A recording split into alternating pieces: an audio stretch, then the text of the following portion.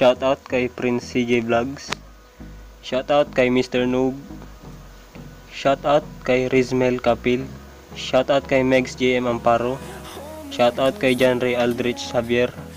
Shoutout kay Eljun Malazarte YT. Shoutout din kay AF Tech Review. Shoutout kay Aaron Kerol. Then shoutout kay Crazy Hacker, happy birthday sa'yo. Then shoutout kay Romel Montejo.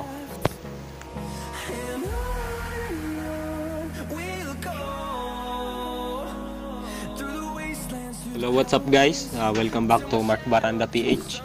And in this tutorial po is tuturuan ko kayo kung paano ma-withdraw yung gems ninyo into US dollar or BTC format.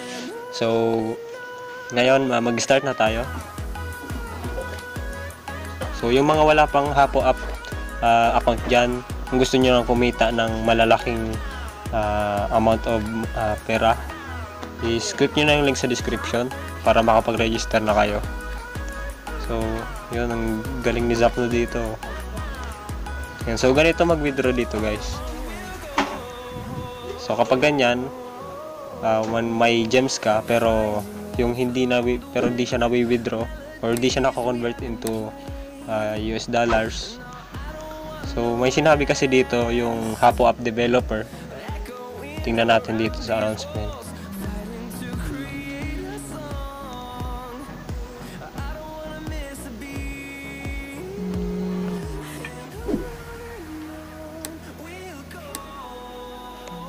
Ayun, so sabi nila dito is we officially inform you that the $1 million bonus plan has been successfully completed. So ibig sabihin yon, tinapos na nila yung bonus plan or yung pag-auto-convert ng gems ninyo into dollars. Pero guys, hindi yun parang bad news, no? Pero hindi po.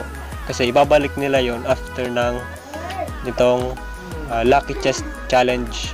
So yung Lucky Chest Challenge is launch nila from March 27 to April 26. So malapit na po matapos yung Lucky Chest Challenge kasi April 21 na ngayon. So pagtungtong ng April 26, mga 1 AM, automatic nang magko-convert yung gems ninyo into US dollars. So kailangan hintayin nyo na lang yung araw na maibalik nila yung bonus plan para makapag-withdraw ulit kayo ng maraming BTC dito sa Hapo. So hindi po scam itong Hapo. Nagpe-pay pa po sila. Dinaunch lang nila yung alternative na event para may bagong way naman para maka-withdraw yung mga tao. Pero huwag kayong mag-alala guys, is sa April 26 naman ay mako-convert naman yan automatic kasi babalik na nila sa araw na yun yung bonus plan na $1 million. So yun lang guys, sana na-gets nyo yung video nito, and click the subscribe button if bago ka pa lang dito, and click the notification bell kung gusto nyo pa ng mga ganitong tutorials.